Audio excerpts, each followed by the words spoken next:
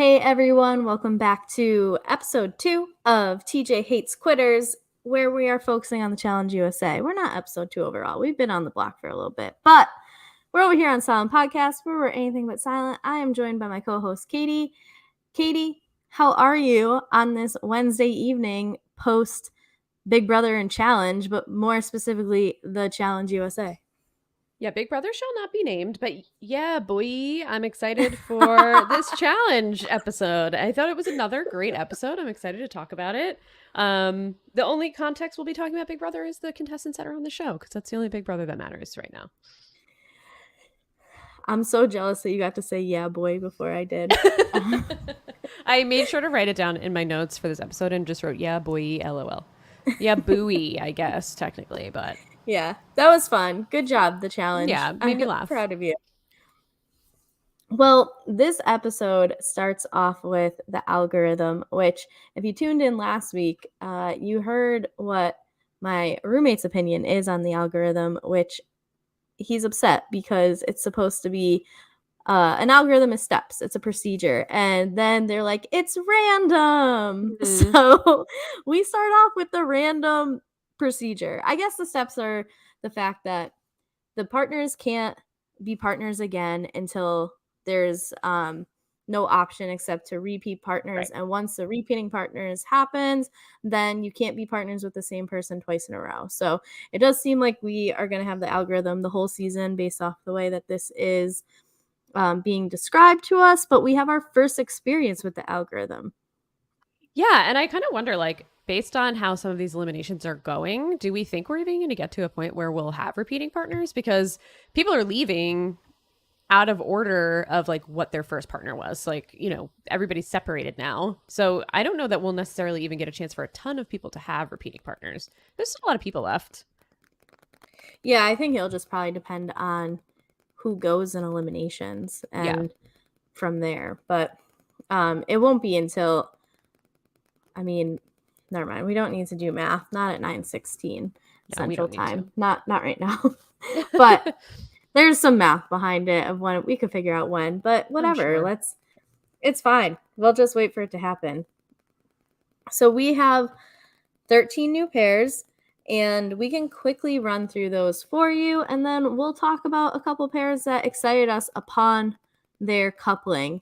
So we have Kylan and Sarah, Justine and Tyson, Leo and Angela, Derek and Tasha, Kayla and James, Xavier and Azza, Cashel and Tiffany, Enzo and Elissa, Danny and Desi, Dominic and Shannon, Ben and Shan, Cinco and Cache, and David and Kira.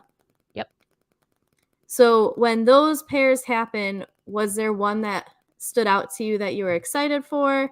Were there any that you were like, "Ooh, this is bad news bears for this pair"? I thought it was interesting that, again, Azza got paired up with somebody from the cookout from her season. I was like, oh, I wonder if this is going to hurt Azza. We really didn't get much of it in the episode at all, actually. Mm-hmm. But that was the one where I was like, oh, that's interesting. And then I was also keeping my eye on some of the survivor pairs, like Ben and Shan. I was interested to see how they would work with each other. But I don't feel like we got too much of the dynamics of the partnerships outside of like the main ones that were focused on in the episode. Which is an obvious statement as I say it out loud, because that's what the focus was on. But like, you know, I feel like mostly inconsequential. There was like strategy talk heading into it. People were like, oh, I don't want Big Brother and Big Brother because maybe Love Island can look out for me if I'm paired up with Love Island. But then it was like, it's only for a couple of days and then your partners are gone anyway. So I don't think it's really going to make too much of a difference. Yeah, we saw it come up in the discussions of who should and shouldn't go in, and saying that like, oh, well, we noticed that like, okay, if this team wins, then like Big Brother's going to try and keep Big Brother safe, Survivor safe, and so on. So it's interesting to see if like these lines get shaken up for things that are happening within the house, for things that they're noticing, and we'll get to that. But yeah, those same TV show pairs, definitely a little concerning, at least based off of last week's episode. The pair that stood out to me the most was Danny and Desi, because that is like an athletic pair. Yeah, for sure. For sure. I was like, ooh, they could mess some stuff up. And then when you said Azza and Xavier, for me, I was thinking like, oh, Azza's kind of lucking out because like she only really has one other big brother person from her season that she can be paired with, which is Derek. And that otherwise might like help her lay low a bit because she isn't paired. It isn't like, oh, two cookout members together. So when I saw that, I was like, oh, if she can get through this week, like she might have the ability to kind of like be under the radar and get that out of the way. So I thought that was like a pretty decent pairing for her, assuming she got through this week. Yeah, no, I agree. And I feel like if she can, I'm interested to see more of the house dynamics and the house relationships. I kind of wish we got more 90-minute episodes because I feel like with these cast members specifically, so much of the strategy is going to take place in the house, not in the challenges, because that's just what they're used to. So what I would really love to see is more of like the strategic conversations taking place and some of these relationships forming so we can really understand like who's going to be able to work with who. Because I would love to see how Azza does now that she has like, okay, Kylan out of the way, Xavier out of the way. Maybe she'll get linked up with Derek X at some point if it ends up working out and they both stay in the house long enough. But I'm curious to see like how her personal relationships grow with some of the other men in the house to see like who she could potentially partner up with, who's going to keep her safe. And I kind of feel that way about everybody. I feel like Love Island has a really strong bond, but we're kind of seeing like some fractures in Big Brother, and it seems like the Survivor cast members they get along, but it doesn't seem like they're all really super close either. It feels like Love Island is probably like the tightest knit group out of everybody because we have the Big Brother 23 people, which seem to be split. We have the Cookout, who seems to be working together, but I guess we'll talk about it later. And then we have, obviously Elissa and Derek X. But then we also have like Enzo, we have Angela, we have David. And they don't seem like they're interacting really at all with the Big Brother 23 people from what we see. So it's interesting. Yeah, you bring up a really good point that I'm going to preface this statement by saying I am very happy with the 2 episodes we have gotten so far. I am excited for next week's episode. I will continue to be excited if this is the quality of what we're getting. However, my biggest gripe is exactly what you said, which is I want to see the relationships. I want to see the strategizing. This is 2 straight weeks. Like, I'm jumping ahead here. This is 2 straight weeks where we're not seeing how the team that got put into the elimination ended up there until they're actually called into elimination, and then we're getting these flashbacks. And to me, that's annoying. I want to, especially because like it looks like we're getting some really good social and strategic gameplay out of these first couple episodes, when like all my preseason shit, I'm like, I don't know if this is gonna hold up to the quality of like the good challenge seasons. And here we are. It's happening and they're not showing it to us. I want to see it. Katie, I can't hear you. I see you talking. Sorry. So here we go. There you go. Better? Okay. Yes. Am I better? Sorry. I was part gonna of say, I don't me think is, I'm there this no, time. it's me. Part of me is happy that we're not seeing it because I feel like the challenge is one of those shows where like you can notoriously read the edit and just say like, oh, okay, because this person's a focus, they're obviously going in and we could tell if they're going to go home or not. And I think they're doing a little bit of a better job this season because they're kind of throwing us for a loop a little bit once we see who's actually going in. It's like they make us think one group is going in and then like, oh, we're blindsided. And then we get the flashback. So I think it's interesting because like if we saw those conversations beforehand, we would have been like, oh, obviously Tiffany and Cashel are going in. But I think at the same time, we're missing out on a ton of strategy. So unless they make those like strategic sessions a little longer, then I think we're really missing out on a lot of like the actual game talk that's going on in the house. And this house is full of gamers. So like this is what I want to see. This is always what I asked for more of. And I think I said this last week when we were here with Tito. Like I want to see more of the gameplay in the challenge because I don't feel like we get that in the main show very much of the challenge. So like that's what I want to see. I want to see these alliances forming. I want to see like the strategic mindset. And we're getting it, but I wish like we were just getting a little more of it. I mean, with this week and having Tiffany be put into elimination and having the backing of some of the people that we thought were closest to her in this house. Like the fact that we're only kind of seeing it after, like I want to see that conversation. I want to sit there and just be shocked with my jaw on the floor that Xavier's like, yeah, you know what? I'll help you do damage control after Tyson. Let's go. Let's do this. Like it loses a little bit of the shock factor because I already know Tiffany's an elimination because she's standing there versus like Tyson approaching and having the backbone. Because also I think that's kind of cool to see of like Tyson going up and being like, listen, I know you and Tiffany like did your thing on Big Brother 23 and it helped you get the win, but know what I'm asking for right now? For you to be okay with me throwing her. Like seeing that is, for me at least, some shit that like I think it's not fair that we're not getting to see. Like I would love to get to see that conversation. Like maybe not so much Elissa because we know like Elissa isn't exactly Tiffany's biggest fan, whatever, but like I wanted to see that Xavier and Tyson conversation in the moment. I also wanted to see Cachet's conversations of like, she said she put in work, and I don't know if I 100% understand what that work is. And by 100% understand, I mean, I don't even know if I like 25% understand what that work is. Let me see a little bit of it so I can get the full picture, because good for her, especially coming in from like a Love Island show and where their strategy is like, make sure that you're in a good enough pair to make it through the next recoupling, which is not a lot of strategy. That like, I want to see her do this. I want to see it. And you also made a great point with like the 90-minute episodes. The challenge on MTV right now is dragging ass long through 90 minutes, where I'm sitting here and it's like, this is already done. I wish I got to see this. I wish I got to see that. There was no night out drinking scene. Like, I want to see stuff. Give me 90 minutes. Give me live feeds. I think this is like an issue. Yeah, give us live feeds. That's what I want. Give me live feeds. But I think what the issue is probably with this is that it's on CBS. And I feel like CBS does not like to do 90 minutes. They do 2 hours or they do 1 hour, but we very rarely get 90 minutes. And this is a complaint from like Big Brother fans. It's been a complaint for Survivor fans for a really long time. It's like, give us more. Survivor specifically, because again, you don't get live feeds. Big Brother, we already know what's going on in the house. We see the full picture if you watch the feed. So it's kind of like annoying if the edits and the episodes don't show everything, but like we already know what's going on and they have to build a story about it, whatever.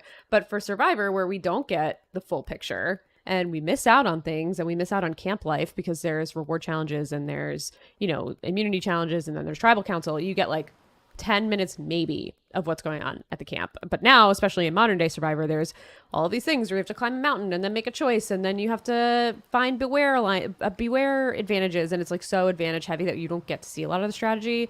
And I feel like that's kind of what's happening here. It's like, okay, we have a challenge, we have an elimination, and we're gonna have the algorithm now in every episode, so like that leaves us maybe 10 minutes of actual strategy of what's going on in the house. So it's kind of a bummer.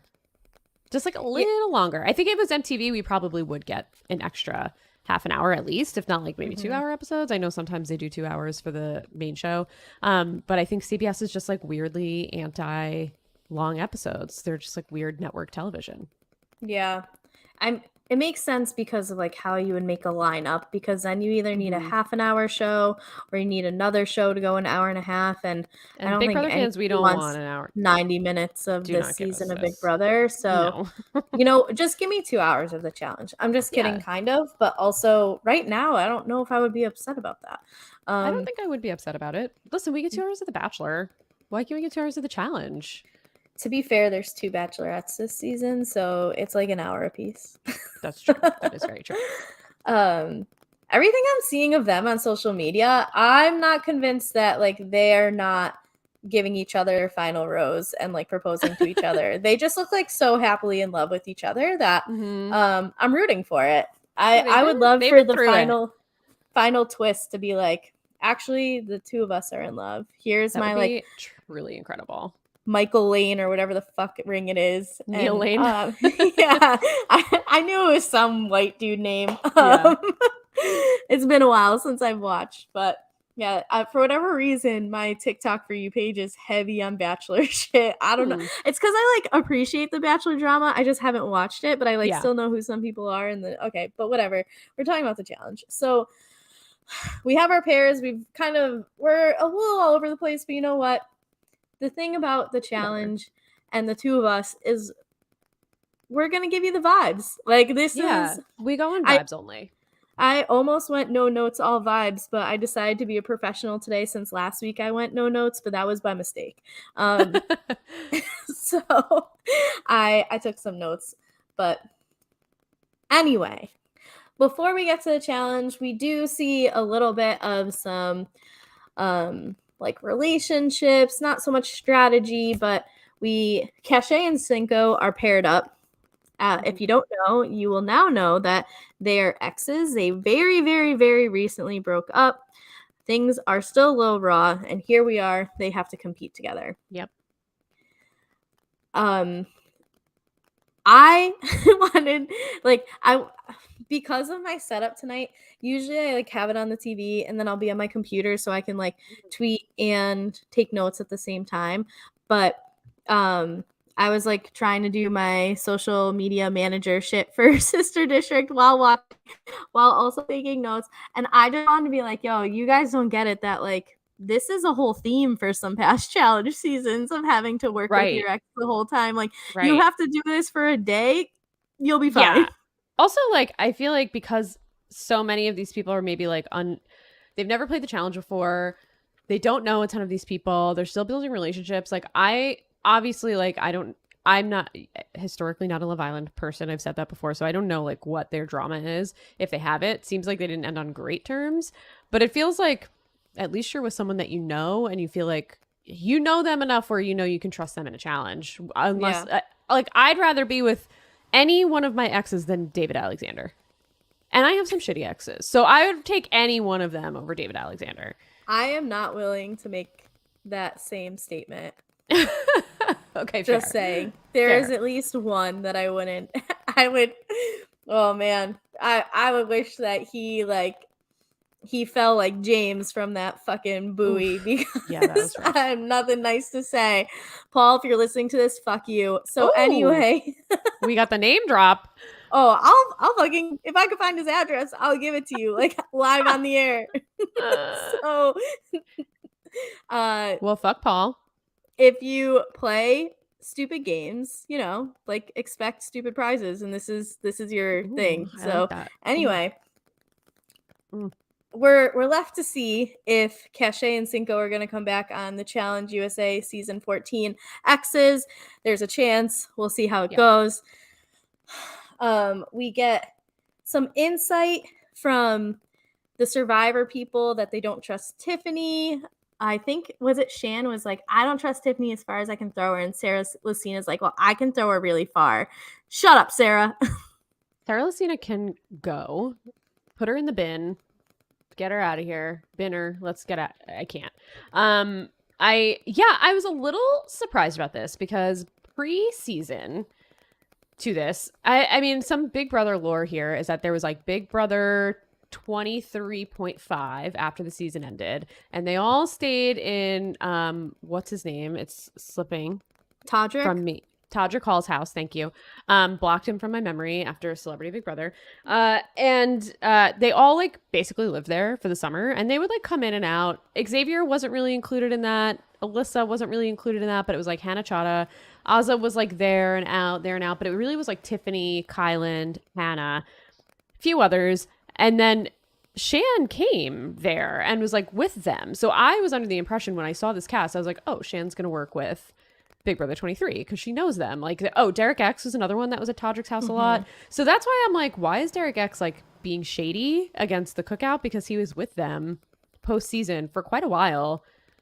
It's all just weird. The relationships dynamics don't really make sense to me, but Shan was there. So I'm surprised that she's kind of saying that she doesn't trust Tiffany because I thought they were cool based on that. So I guess there's just so much that we don't see. But that was a surprise to me to hear that coming from Shan.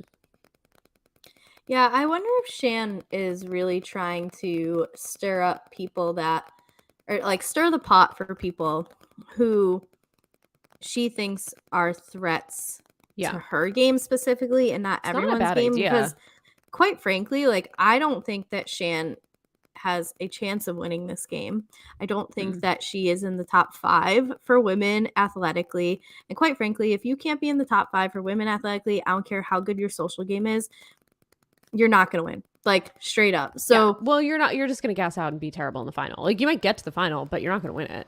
Right. And so I guess, like, good on you for bringing the attention to Tiffany. But also, Tiffany's not going to beat you in a final, Shan. So I don't know why you're doing, Right. like, why not go after someone like Angela? Or, right. I mean, Sarah's big brother, I mean, is Survivor, but I don't know. If I were to in the me, house, just like, Sarah would be the first one that I would go for.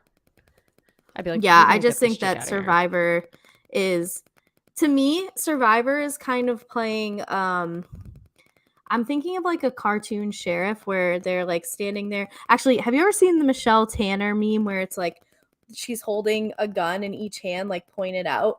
It was my Twitter banner for a while, and then I started applying for jobs, and I'm like, So change that. Now it's a funny picture of Nitro if you're interested. But anyway, it's kind of like, I feel like they all have their guns like drawn at each other. Yeah. And just kind of like stand in a circle and just waiting for the first person to take that shot. And then it's going to be mayhem. But I don't think that anybody wants to be the first. Like, it has to happen. Inevitably, it has to happen. But I think no one wants to be the first person to like break that allegiance to each other. I don't want to call it an alliance, but an allegiance to each other. All I know is if I'm ever on a show and Sarah Lucina is there, my alliance will be ACAB, and she'll be the first one that gets the fucking boot. We don't want Cops R Us. We want ACAB. Okay? Yeah, I just was surprised that she was able to come and film this season, and she wasn't too busy doing political promos for everyone. Yeah, go check out my Twitter if you want to see her political promo that I guess she got paid for to do a political ad for some It's an Iowa anti-Nancy Pelosi candidate. Yeah. Mess. With her big crazy eyes staring through you. It's wild. She can go. So anyway, Shan is getting the motion going behind we can't trust Tiffany. She's the glue of Big Brother. Look at her. Which, like, over there. Doesn't seem like it. I know. It's a very, I think, easy thing to weaponize against her. Yeah. But that starts with some traction there. However, we also get a little bit of gossip here. And coming to you live from Shan's news desk, which these MTV editors, that was pretty thank you for that. That was good. Saying that Cinco and Tiffany had something outside the house. So this is where now I'm confused, because I thought that like Cinco and Cachet like broke up like a week ago, and then so Tiffany and Cinco like I need a timeline. I need Shan, if you're going to report the news, you need to be an in-depth journalist, because you did not give me enough information. When did Cachet and Cinco break up? When did Tiffany and Cinco hook up? How much time in between? Right. I want to know it all. I don't think that's asking too much. Don't give me half of it. I need all of it. I'm sure we could like do some digging. There's definitely some internet detectives that have figured all this out for us already. Oh, I'm sure it's on Reddit 15 minutes ago. I'm sure, yeah. We just haven't had the chance. We're here after the episode. Yeah, so we're trying to be timely here. So that and our schedules just don't align for tomorrow. But we're trying to be timely. We're trying to give you the content before anybody else. Yeah. Well, after these little check-ins, we get the daily challenge, which was called Yeah, Boy! Yeah, boy! I love that everybody started yelling it. That was fun. Love it. It was great. All right. Let's describe Yeah, Boy! For the people. Yeah. There is what, to me, I can only describe as a massive acorn made of tires, and there's like gaps between the tires. This massive acorn is being held up above probably like 20 to 30-ish feet. I don't even think it's 30. I think it's 20 at most. I think the bottom of the acorn is no more than 20 feet above the water. I'm not going to estimate because I don't know what a foot is. Do not ask Kate. So, yeah, don't ask me. I can't remember what she measured, but I just remember being like... it was that building for Challenge All-Stars. You're right. Mm-hmm. There's a TikTok of Seattle Seahawks football players guessing how tall the Space Needle is. Oh, that's funny. That sounds like content made for me. Hilarious. Someone's like 30,000 feet, and the guy next to him was like, "Bro, that's how high. Feet. That's how high planes fly. Airplanes go." Yeah. Okay. I would never get. Okay. I feel better about myself. I'll see if I can find it and I'll send it to you. But I watched it like 2 or 3 times. It was definitely good. Okay. So you've got the giant tire acorn, and on this tire acorn, there are letter tiles, and your team goes up this ladder from the platform. They have to jump onto this tire acorn. It is rotating in circles, and if you land on the tire acorn, your goal is to grab 5 letter tiles. You cannot grab more than 5 at a time.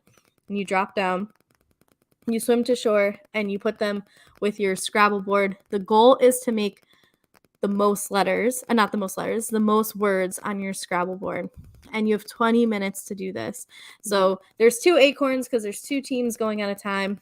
But that is the description of the challenge.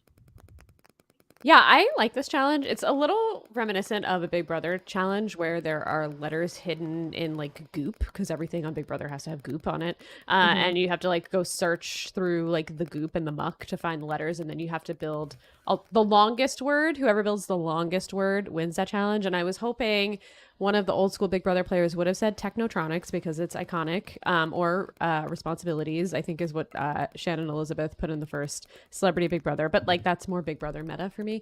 But I think Angela, misunderstood the assignment and was stuck in Big Brother land and put manipulative as one of her words. Yeah. You could have made like 5 words out of those. Yeah, that was a miss. Yeah. Yeah. But in terms of getting tiles, she did great. It's just a matter of the fact that she didn't understand the rules. Minor detail. That's also one of the downfalls of going first. Yes. So I didn't write down what each pair ended up with. I just wrote down some things that in the moment I felt deserved being written down. Mm-hmm. So if you have stuff you want to add, feel free. Great. Something that I thought was interesting was Kylan was making his puzzle, and Tiffany's trying to help him, and Kylan's just not listening. And Tiffany's like, "He will never listen to me, will he?" No, he never will. I don't know. These cookout men do not respect Tiffany, and it's clear that that's still the case. They didn't in the house, and it's clear in this house they also don't, based on what we see later. True. Then we've got let's see. Oh, so Kayla and James, they go. Kayla falls the first time, and TJ's laugh makes me laugh. Amazing. That made me so happy because they were all like screaming, and then you just hear like TJ laughing and like through the screams. Yep. And then Kayla falls again, and he laughs again. TJ, I'm hoping that him being on CBS gets him like a hosting Emmy nod or whatever it is for television. It's Emmys, right? Those just came out. Like, You know what? I'm sick of Jeff Probst continuing to get nominated. Yeah, give it to our guy Teach. He's a great host. Does Jeff Probst own a final? I don't think so. No, he doesn't. TJ does. Does Jeff Probst come in on different vehicles every season and make he used to back in the not day. Anymore. At least not to the anymore. Finale. That was my favorite part of Survivor season. Yeah, the jet ski is my favorite one, where he jet skis to New York. Yeah. So that's one. So I'm just saying, give TJ his credit because he's been overlooked for far too long. Yep, he really has. He's an icon. Truly. Then we get James falling, and James falls on his back. Yeah. To which, as Derek said, it sounded like his soul was escaping his body, the sounds that he made. Yeah. He was like sobbing. Yeah. Obviously, he got the wind knocked out of him, which is tough in water because, like, you're trying to stay afloat, you're trying to breathe, you're in pain. That can't be easy. Yeah, I think it goes misunderstood, just like how much water can fuck you up if you do not hit it the right way. And that was one of the things I was concerned about with like how close the acorn was to the bottom of, or to the water, is that you really didn't have a lot of time if you didn't jump on successfully to like align your body to hit the water right. Like obviously if you're jumping off the acorn, like you can make it so you go feet first or whatever.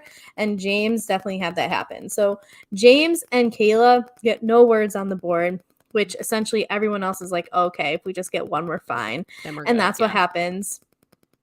I love that right after that, Enzo was like, just one word, yo, just one word. And Alyssa's like, well, no, we're like playing to win. And he's like, yeah, but like we're good. One word, yo. Enzo loves adding yo to. I met Enzo in New York City very recently. I'll have to share the picture. And I was like extremely starstruck by him for some reason. I never expected to be, but I was like, Enzo's here? And then I asked him for a picture and I was like, I just want you to know I'm starstruck. And he's like, what song are you singing in karaoke, yo? We didn't obviously sing karaoke together. We never spoke to each other again after the photo, but I was starstruck. And so if you're listening. Yeah, he's not. But shout out to you. I don't think Enzo's a podcast guy. Just the sense I get. I don't know enough about him. So for him to be on the TV like once or twice an episode right now, for me, I still am kind of him and Leo. I still don't know the difference between. I don't know which one. Well, Leo, I don't know anything about. Enzo, I think is just he's like kind of a clown. Just what you need to know about Enzo is that he made it to final 3 in Big Brother 12, and then he made it to final 2 in Big Brother 22. Some call it All Stars. I don't. And he was giving his final speech to the jury for them to vote for him, and they were laughing because of the things that he was saying, because he's just completely like he's like a clown, but he doesn't realize that he's a clown. So then he got all upset. He's like, yo, they're laughing at me, yo, they're laughing at me. And he like got all upset, and Cody Calafiore, Paulie's brother, had to like be like, no, they're not laughing at you, they're laughing with you. It was like kind of sad for him. It made me feel bad for him, but like his catchphrase is, that's it, yo. He talks about chicken parm, yo. He used to work at a crayon factory. The guy's a mess. He's like a weirdo.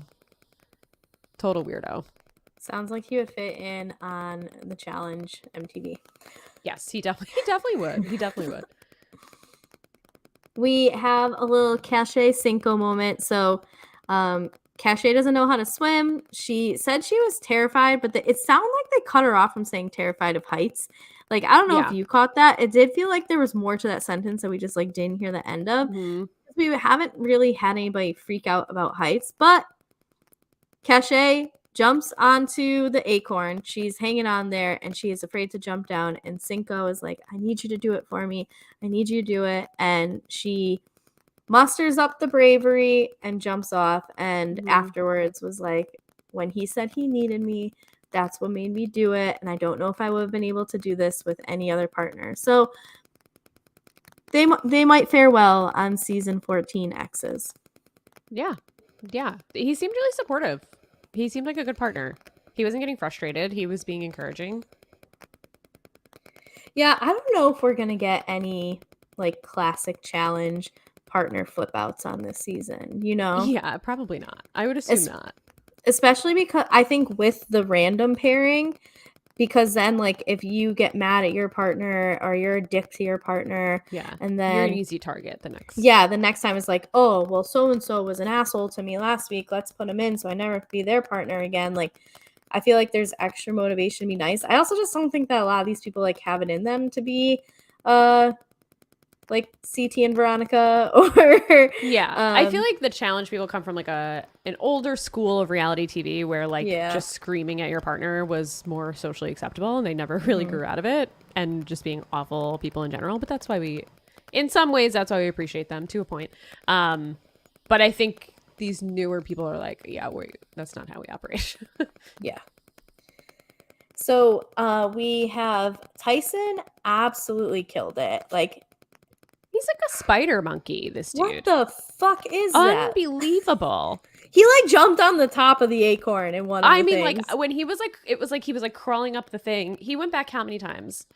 Too many. He just was like you know what, Justine, keep making words. And she's like, good thing. I love crosswords. I got this. And this was like the best strategy. If I didn't realize that they could do this and just have one person continuing to go back up and come back down and go back and come back down while the other person is writing the words or formatting the words.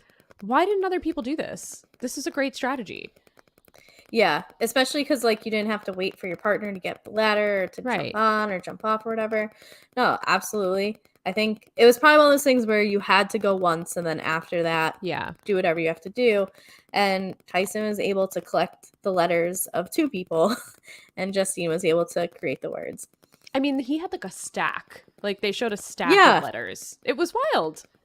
Tyson is like a specimen. I never realized what an athlete he was, and how like much training he does. I'm wildly impressed by Tyson. Yeah, something that I am incredibly concerned about. I don't know if you've seen any like press leading into the season, but every time Tyson was asked if he enjoyed his experience, he was like, absolutely not. Like, I hated it. And so, like, I keep thinking forward to season 2. Are we getting a season 2? And I mean, right now, Tyson is a main character. He is the main character. Yeah. We can even go so far as to say that. And I hope he just likes it enough to come back because he is crushing these challenges. I do need a little bit more of like dry Tyson than we're getting right now. Like, I don't think that his personality is fully coming through. Like, as someone who used to listen to the podcast he did with Rob and was it Danny on RHAP, like we need a little bit more of Tyson's personality to show, but man, he's just crushing it. And then on the opposite side, paired up with him, is David Alexander and whoever was unfortunately stuck with him, Kira. And this was the funniest part of the episode to me. Anytime I get to see David Alexander totally flop at something, it's my favorite part of the episode. Yeah, so David gives this like, I'm with Tyson and he's like the cream of the crop and I need to like keep up with him. And we see Tyson just measure like myself up against Tyson to see how and it's like, dude, maybe you don't want that. Well, after he says that, they show him attempting to jump onto the acorn, bounces off of it, falls, and CBS just straight up clowning him. Yep. Very funny. Very funny. Laugh out loud. The best part about this is like, this is almost like the best possible running joke that could exist about David just being like, everybody knows that David sucks. It's like he sucked on Big Brother. He sucks on the challenge. Tito sent us a hilarious TikTok that Ovi from Big Brother 21 put together. From Azah had a premiere party in New York, both for Big Brother and for the Challenge USA's first episode last week. And Ovi from Big Brother was like, who do you think is going to win Big Brother? And he went up to everybody, who do you think is going to win Big Brother this season? And everybody gave an answer.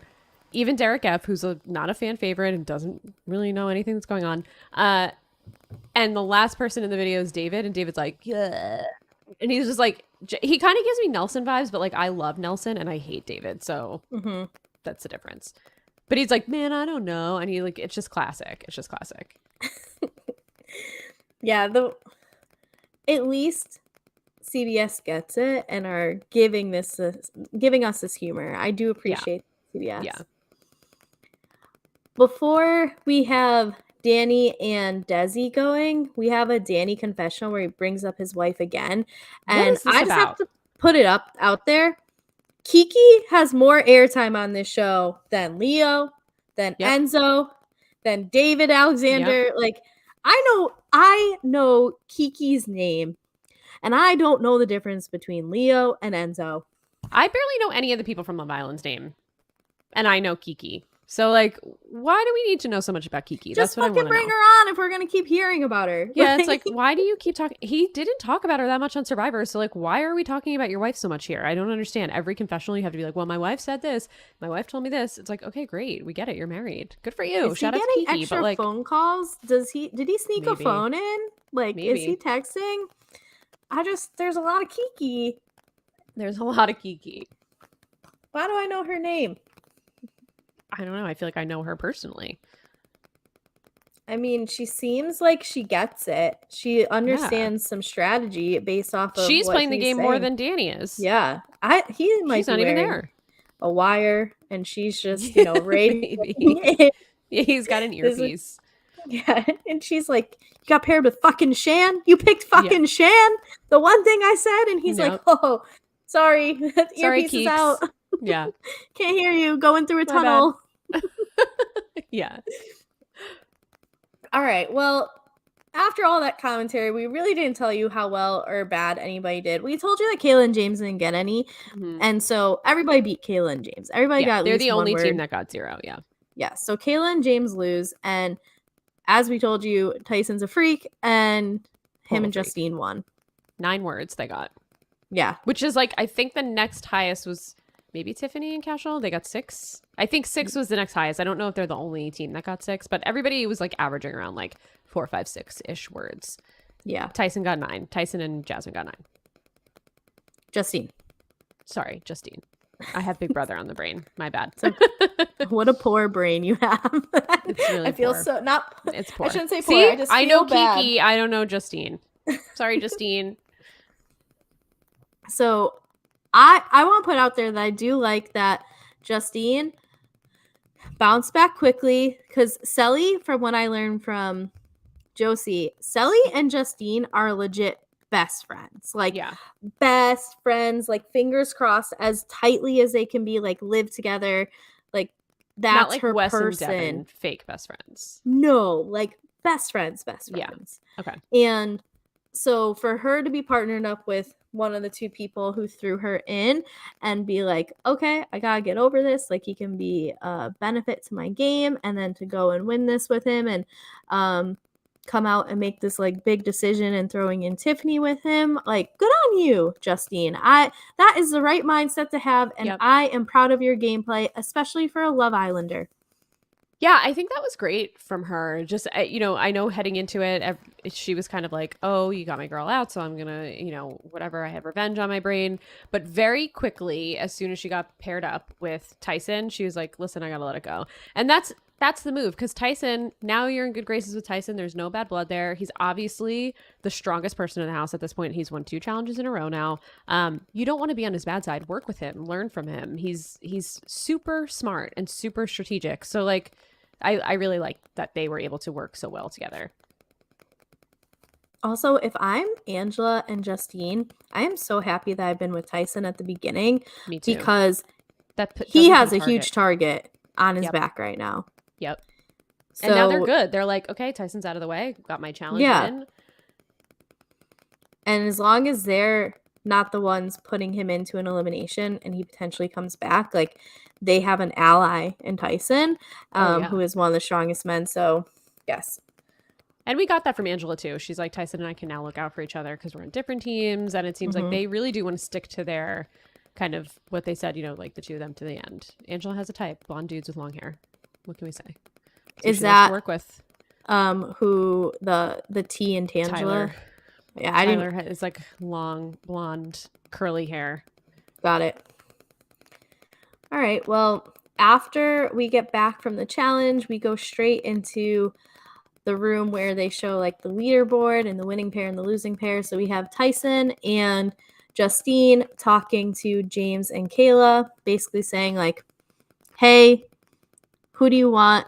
We'll see what we can do. And of course we have like the king of social strategy, James, in there. And he starts by playing it safe, and he's like, you know, all right, well, you 2 are Love Island and Survivor, so I'm left to assume that we're only putting Big Brother people in. So here's possibilities. We've got Elissa and Enzo. We've got Azza and Xavier. But, you know, I don't know if you're like feeling a little adventurous today and thinking, let's maybe put a Love Island person in because we can take out Tiffany. We can put Tiffany and Casual in. And we did get a soundbite of Tyson being like, the only person I'm worried about, the only man here I'm worried about is Casual. His muscles might be real muscles. Yeah, and model muscles are real muscles. Yeah. I mean, if he had said popcorn muscles, I'd be like, ooh, are you watching like old seasons, Tyson? Yeah. Because that's what we call those muscles here on the challenge, Tyson. Don't worry, we'll get you caught up on the vernacular. But James came in here and was like, we're okay if you guys want the blood on your hands, we're okay with that. Yeah. Which is kind of a ballsy move, because if I were James, I wouldn't want to go against Cashel in an elimination. Like, I would assume that I would lose. Also, I would assume I would lose against Tiffany. Yeah. I mean, Tiffany, obviously, very smart. I don't know what Cashel's IQ is. You know what I mean? Like, where he's at. But at least I assume physically. It's not that high. No shade to him. I mean, he did well in the memory stuff. But that's true. He's definitely at least stronger than James, especially after James got his back blown out, and not in like the sexual way, by the water. That Cashel's probably got the upper hand in a lot of physical competitions that you could have. Yeah. So I thought that was like, okay, I wonder if this is going to happen. Let's see how this goes. Yeah. Kayla just sat there. She's like, go ahead, James. I believe in you. Yep.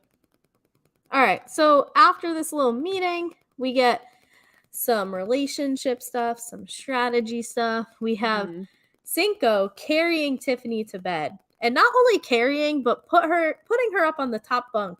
Like, lifted her as if she was like light as a feather. Just put her on the top. I thought that we were gonna get a clip of them like in the bunk together. This bunk situation is a little weird. It seems like they're all like Squid Game style in one room, almost. Yeah, with like a bunch of bunk beds. There's a lot of bunk beds in one room, which kind of eliminates the challenge way of you tend to be in an alliance with the people in your room. So hopefully, if we have a season 2, I do like how that kind of happens. But, I mean, it also did lend to us having Cachet see her ex-boyfriend carry Tiffany into her bunk bed.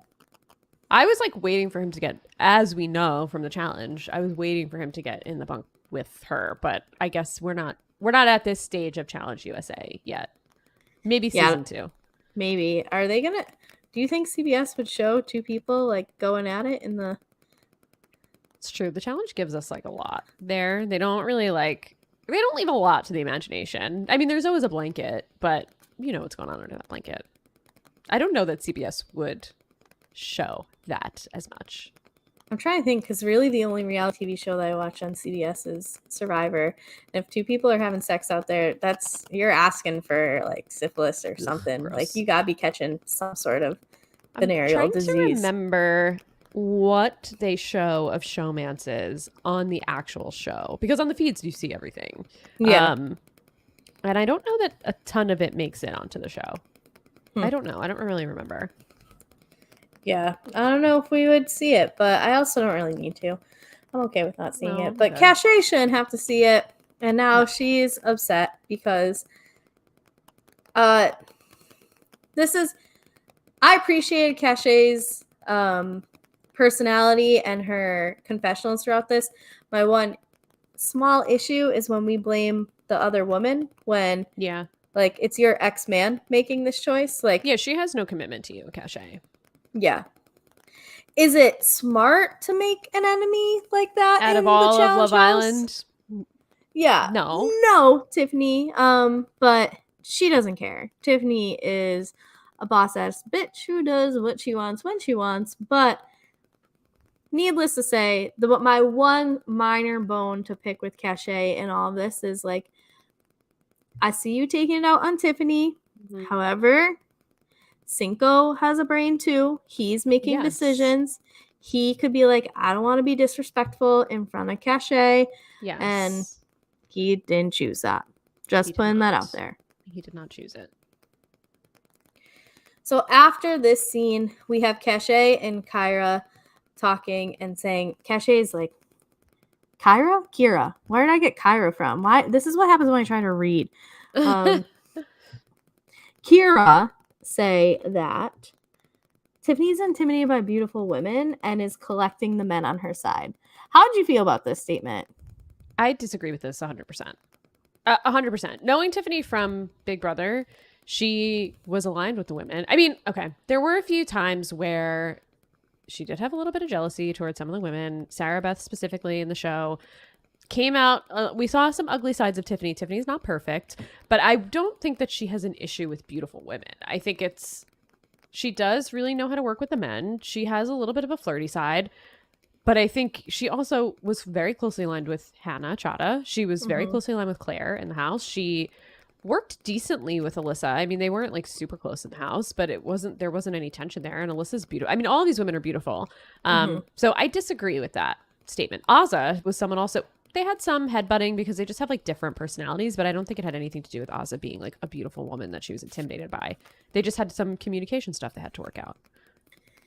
Yeah, I definitely disagreed with this as well. I obviously don't have the background on how Tiffany like maneuvered her way through Big Brother, but it doesn't seem to me like she is intimidated by anybody, much less beautiful women.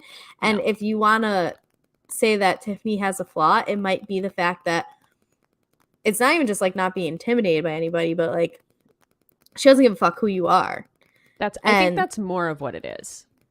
Yeah, so it doesn't matter. She can't really like she doesn't curb her personality for anybody. Yeah. And I think that's what gets her into more trouble than like feeling like she's intimidated. Because I think people get intimidated by her because of her personality. And we saw it in Big Brother. I mean, Xavier was very much against Tiffany midway through Big Brother. And they, didn't go to the end together. So yeah, you summed it up perfectly, is that she probably intimidates people, and it's easier to say like, oh no, she's intimidated by us because we're beautiful, which also kind of implies that like Tiffany isn't, and that's not true. She is, but, yeah.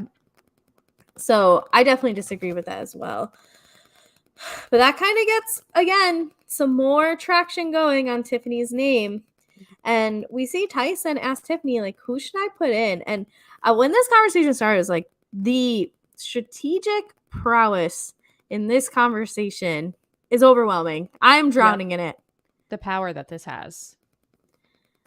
So Tyson asks, and he gets her opinion, but we cut to a Xavier and Elissa conversation, which I'm interested to hear why you think that this is included, because it didn't really seem to come up much in this in this episode. So if we've got more foreshadowing happening, because again, we got that Elissa bite in the first episode of her being like, I'm out for revenge, like Xavier was my best friend, and to find out that he actually like was working against me and not with me and whatever.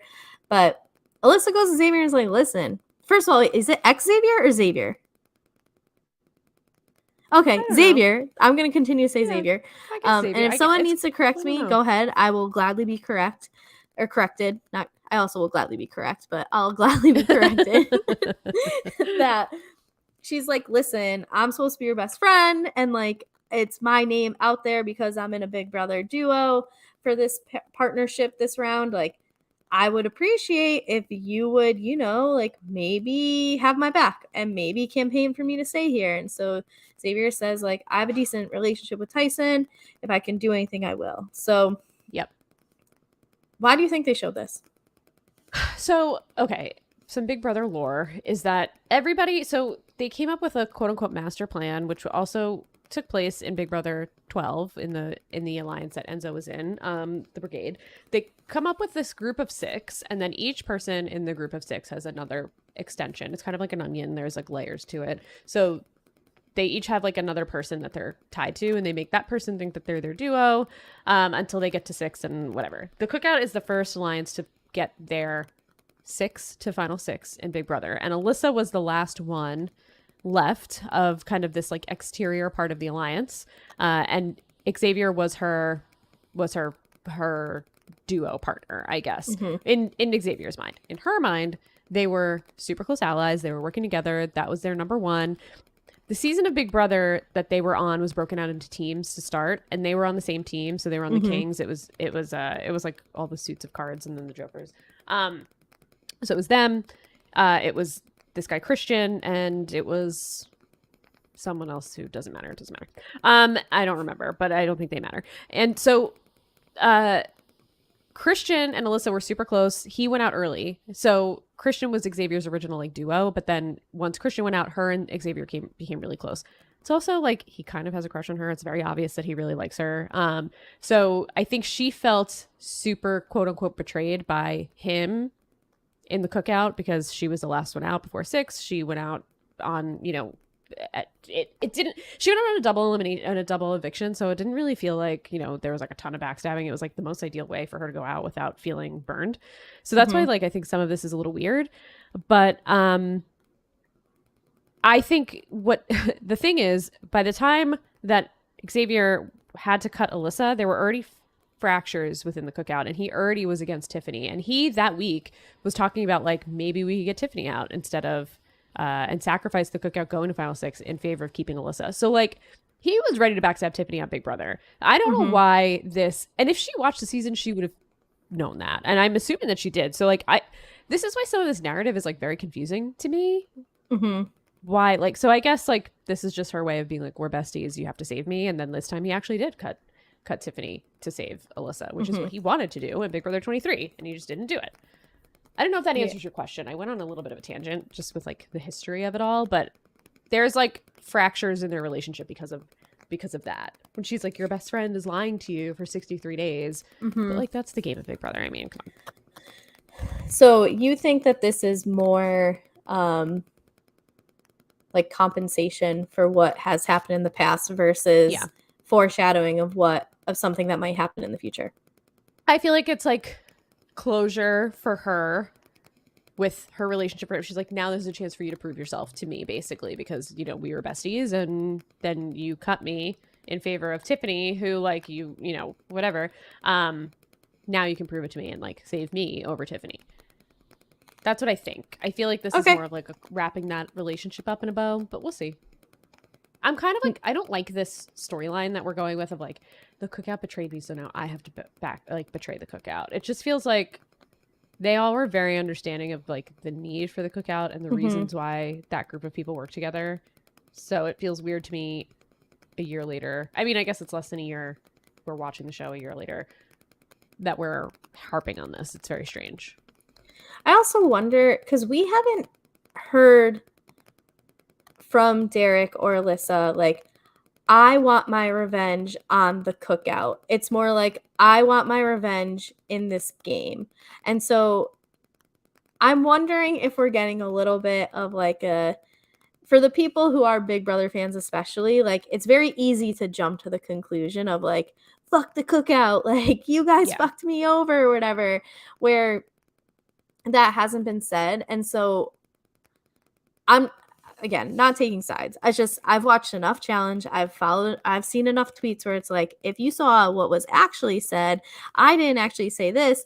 If you look, like, you can tell that this isn't even from the same confessional thing, like type of thing that like, I'm just wondering how severe it is. Cause like there was a soundbite out from an interview that Tiffany did this past week for a podcast where she was like, yeah, Elissa and I were never close. So this whole like, I want revenge on the cookout thing doesn't make sense to me, but like it kind of hurts from Derek, but it also like stings a little less from Derek because I have love for him. And I don't know. I'm just like, she was very close to Derek on Big Brother. Yeah.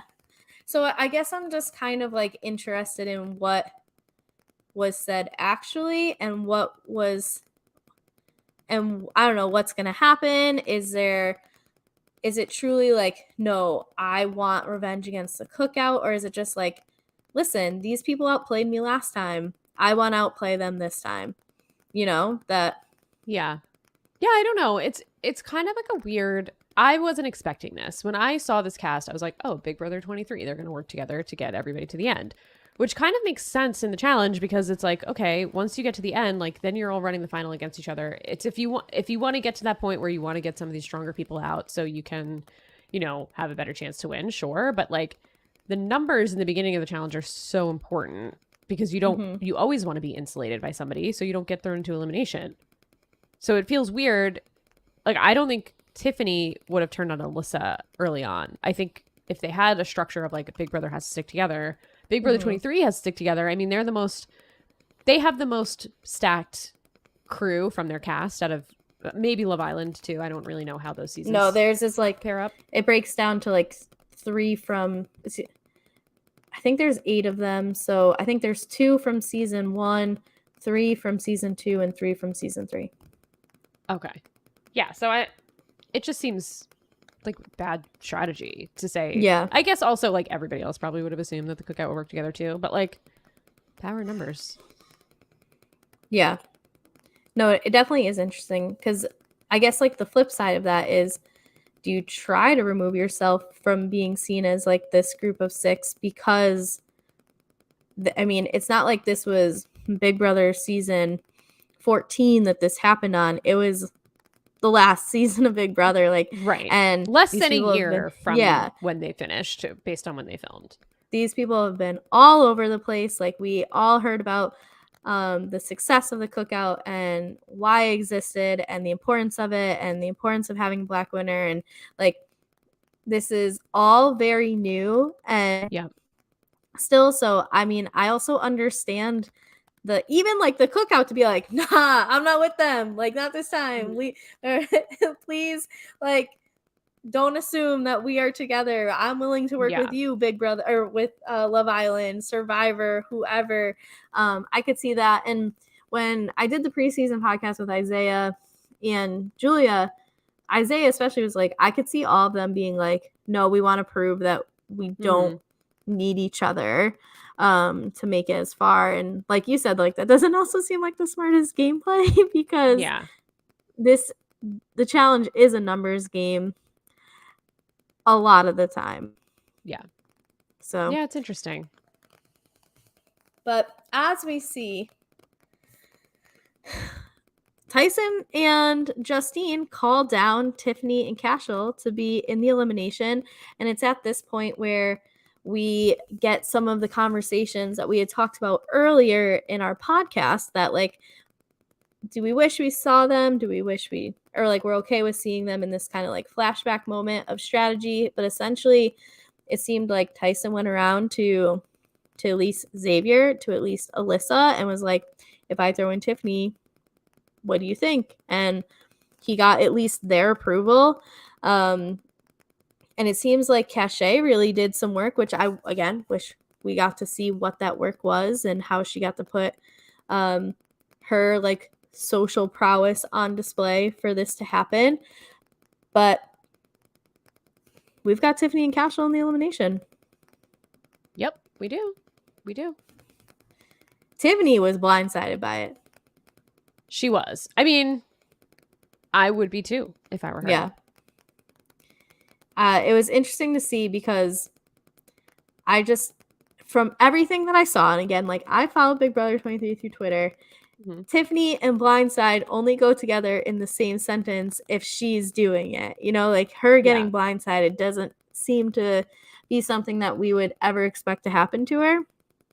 Well, I think the men on Big Brother 23 got to a point where they were like, okay, I'm done with Tiffany. And they really like villainized her. And I think that's why you see, based on a lot of the discourse that's going on with Big Brother 24 right now and the racism and the microaggressions that are taking place on the season, Xavier came out and made a statement talking about how, you know, he contributed to a lot of issues on his season against like Black women and misogyny.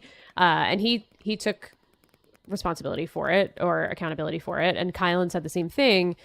But a lot of that was against Tiffany. And I think, you know, a lot of people had a lot of issues with the way that the men spoke about Tiffany in the house. They really didn't have a lot of respect for her after a certain point. In the beginning of the game, they were good. They all worked together. They were cool. The thing about the cookout, though, is that they like were never in the same room together. So they were like, right after they were the only 6 left, like that was really like right before that was like the one time that they were in a room together. They all like found each other in the bathroom. But like before that, they really didn't really socialize like a ton in the house.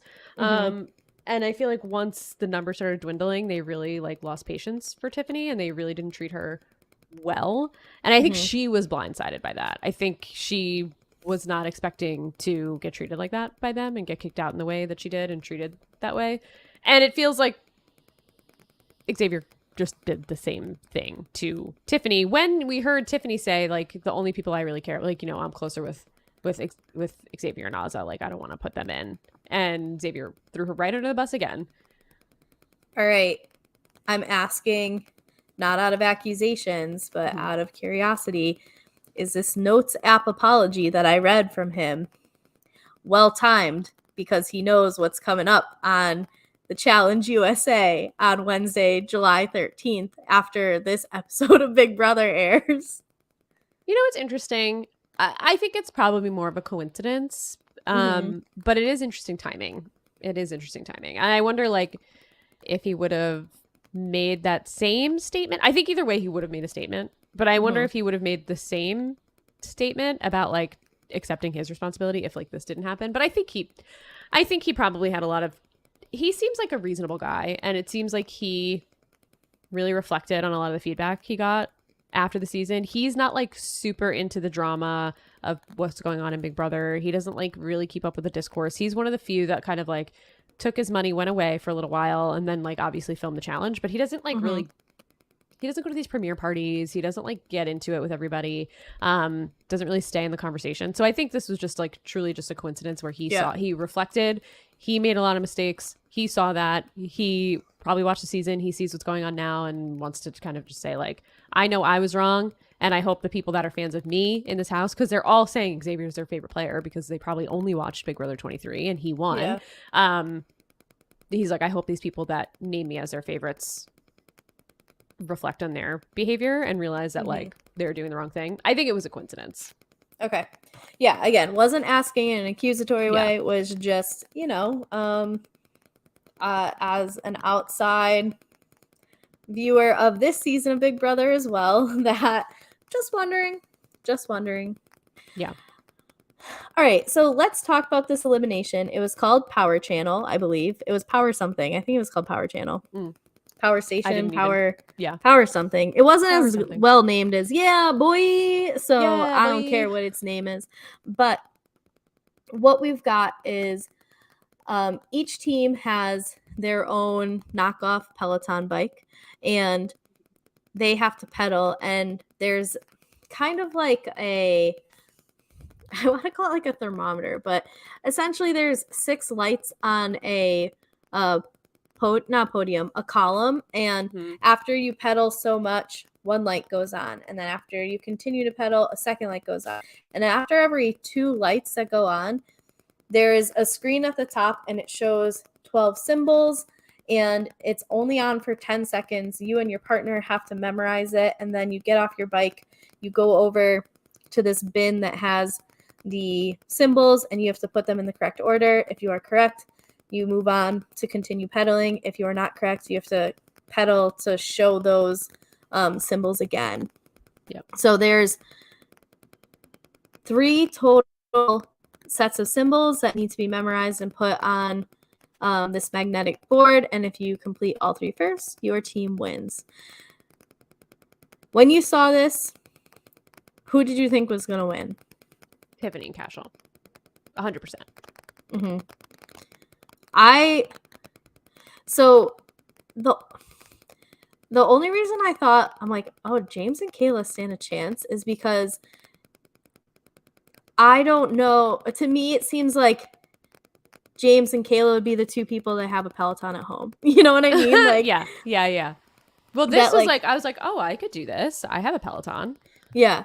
This would, I do like the, that they had a bike for it, because I think that, like, everybody can access a bike. You know what I mean? Like, yeah, it's definitely something that I think is more of an equalizer than some other things you could do. So I liked that.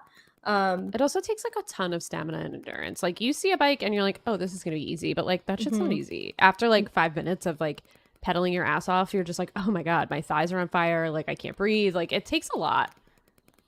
The next day, the way your butt hurts after the seat. Oh my God, yeah. That's, like, legit one of the 3 reasons that I haven't gone back on my Peloton in a little while. I'm like, I do not want that next day, but I need to. I'm going to soon, I swear. Anyway, so yeah, I was like, ooh, they look like you know, they know who Cody Rigsby is, essentially, and Yeah. who is our favorite Peloton instructor. Yeah. And My bestie in my head.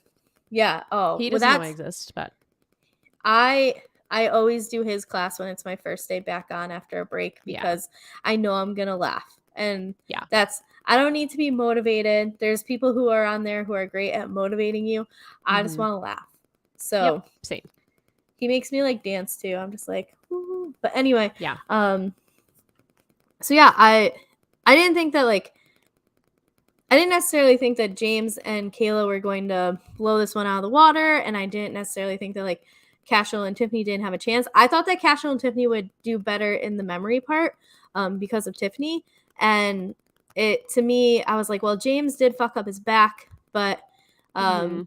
they look like they would be on a Peloton more so than like Tiffany. Well, So when I they were wasn't actually sure. like doing the challenge, Mm-hmm. it felt like, and I think someone said, maybe Derek X said, like they were like in sync with each other. It looked Mm-hmm. like they were on like in a Peloton class, and they did. It was like almost like their legs were moving at the same cadence. Like they really like had a good rhythm. Yeah. Where Tiffany and Cashel was like booking it, and everybody was like, Mm-hmm. he's gonna break the bike. But Tiffany, you could tell she was like, Tiffany looks like Struggling. me on the Peloton. Yeah, yeah, that's what I look like on the Peloton. So it was pretty close throughout. We had Tiffany and Cashel finished their first of the Mm-hmm. 3 puzzles before James and Kayla. James and Kayla even got their first one wrong and had to get back on the bike. Yep. Yep. But then it seemed after that was when they really hit their strides with the bike, and that's when they pulled ahead and were able to get to the second memorization part before Tiffany and Cashel, and then they got to the third one and ended up Mm-hmm. winning. So I think that you could call this an upset. I don't think that many Yeah, I think it people was. expect, if you just say, okay, Tiffany and Cashel are going in against James and Kayla, who do you think's coming out of this one? I think most people would say Tiffany and Cashel. So good job, James. Good job, Kayla. Yeah. Way to go. And Happy for they took you. out a power player. I mean, Tiffany she's a strategic mastermind. I obviously a lot of people didn't trust her in the house, so I don't know how much further she probably would have gone. I mean, I'm disappointed that we lost Tiffany so early because Mm-hmm. I would love to continue to watch her strategize because she really is, I think, one of the all-time greats of Big Brother. So it's sad that we lost her so early. Hopefully she'll be back, but shout out to James. I mean, James is crushing it. Last week, he didn't do, he and Shannon were kind of like the easy layups to go into the elimination. He strategized his way out of it. This week, he strategized his way into going against the people that he wanted to go against to take them out, and they did it. And I loved watching them play because it's like, playing the elimination because like, everybody was cheering them on and they were like shaking their shirt. It seemed like they truly were like having a good time in a spin class, Mm-hmm. and it was almost like it didn't even like, no biggie. Yeah. When you go look at Cashel and Tiffany, Cashel was like really, really going for it. Tiffany was like hunched over, sweating. She was like out of it. So it's just kind of like they kind of dominated. Just like mentally. It felt like they were like more in it mentally. Yeah. It seemed like they were just having more fun with it as well Yeah. versus like, Yeah. oh my God, if I lose, we're out. That's where Yep. there seemed to be like a bit more sense of panic from Tiffany. But also, they did just get blindsided where James and Kayla knew they were going in. So they had that. There's such an advantage to knowing that you're Yep. going to be down there doing something that determines if you're coming back or not. Especially for your first elimination, I have to imagine that it's difficult to be blindsided and thrown in and be ready to go. Yep. I totally agree. Shout out to them. They did great. Mm-hmm. And that's where our episode ends. They allude to the algorithm for next week, but we don't get to see the pairs. I do wish that we got to see the pairs at the end so we could just jump straight into an episode because, it just again, takes like up a little too much time in the beginning. Yeah, absolutely. And I really didn't think that anything was like said or shown in the preview that I felt like everything that was said or shown in the preview was a misdirection. Like it didn't seem like it was in context with what is probably going to happen. I can be entirely wrong. We'll see next week, but I don't think there's much like worth discussing in the preview. No, I don't think so. What I like about their previews is that I feel like you're right. It does feel like a lot of misdirection, and it feels like the show is like kind of fresh to me when I turn in, because the last preview they were like Big Brother's gonna stick together and blah blah, but like obviously Big Brother didn't stick together. So like it was, I like that they directed us elsewhere because it just makes the episode feel like we're seeing something that we're not expecting, especially for a show like this that has had spoilers out since like as it was filming all over the place, like crazy spoilers. It still feels like I don't know what's going to happen, and I feel like it's still really entertaining to watch. Yeah, absolutely. I've enjoyed both episodes. I'm looking forward to next week's episode. And I hope it continues to be successful. I did notice again that TJ didn't say, like, hope to see you again soon, which I keep thinking forward to season 2, given I've only seen 2 episodes, but this has already been such better quality than MTV The Challenge. Yes, so much better. I don't know, but we did get this week some potential cast members of the Argentina and Australia challenges. I didn't see I think it was Argentina. I could be wrong. I know definitely Australia. Was it one of them? Okay, maybe it wasn't Argentina. Give me a second. I'm going to figure this out. Because one of them, it's not Australia. The other country, it's like basically pro athletes. Like everyone. What? Seriously? I'm not even joking. Hold on. Oh, I reset my computer. So let me. Oh, that's funny. Oh no, let me go here. Yeah, I was like, wow, this is okay. This is very interesting to me. USA, Australia. It is Argentina. I was right. Okay, let's look. This guy, professional athlete. This woman, boxer. This woman, okay. I mean, this man, actor, model, host. Okay.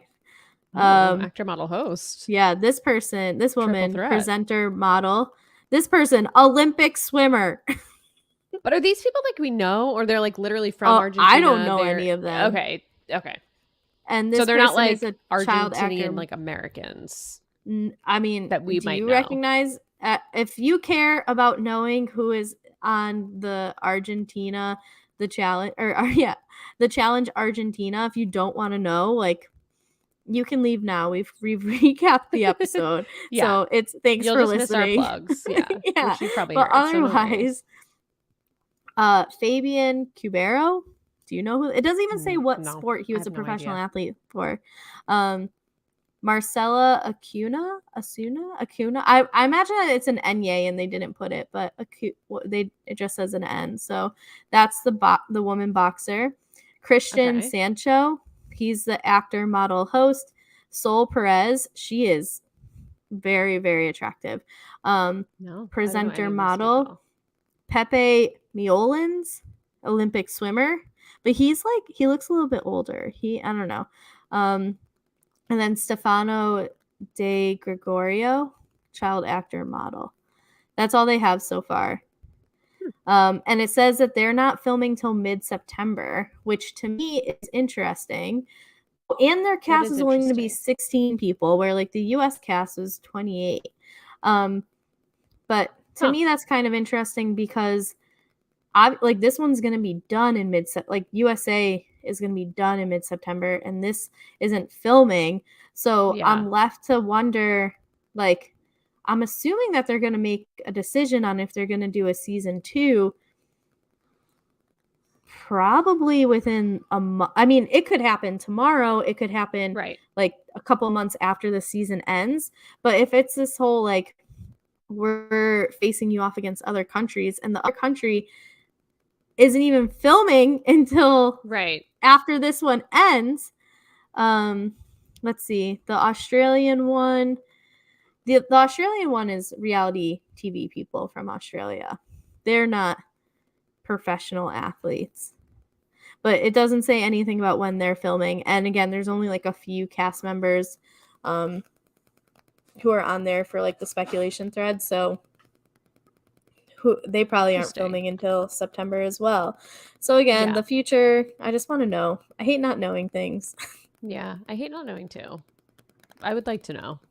Same with All Stars. I don't think we've gotten an announcement that season 4 is coming.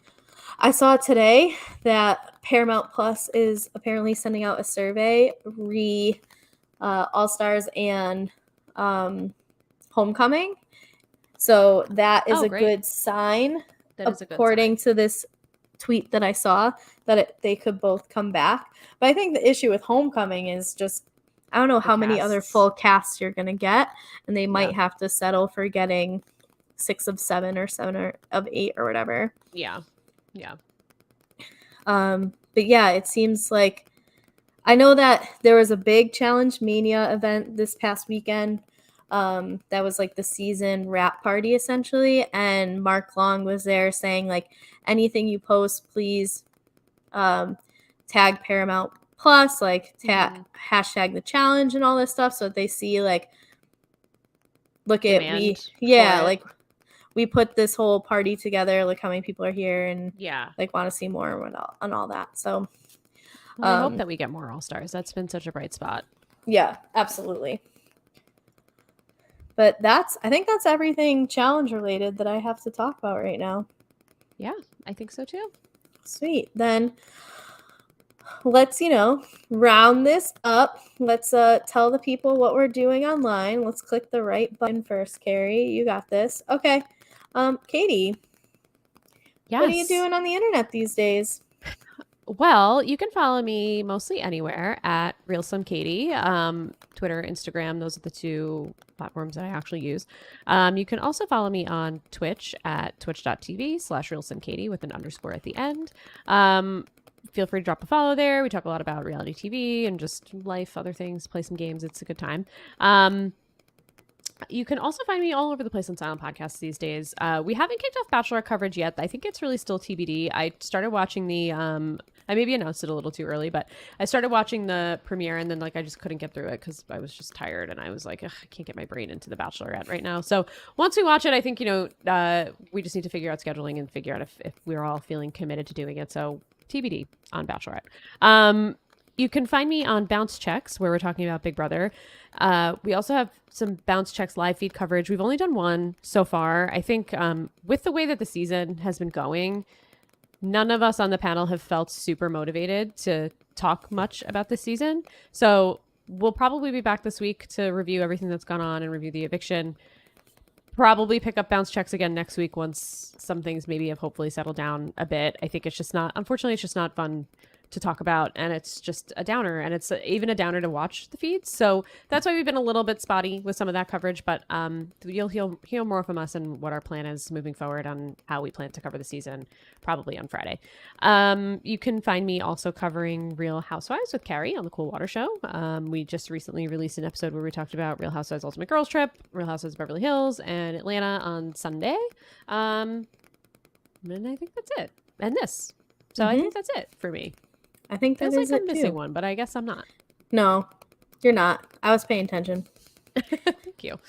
Because it covers almost everything I have to say. So I am at KGD26 on all the platforms. So you can follow me there.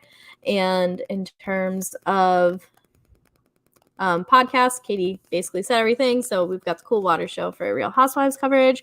We've got TJ Hates Quitters for the challenge coverage. And then I am waiting on someone to stop being sick so we can record the second episode of Tomboy Meets World.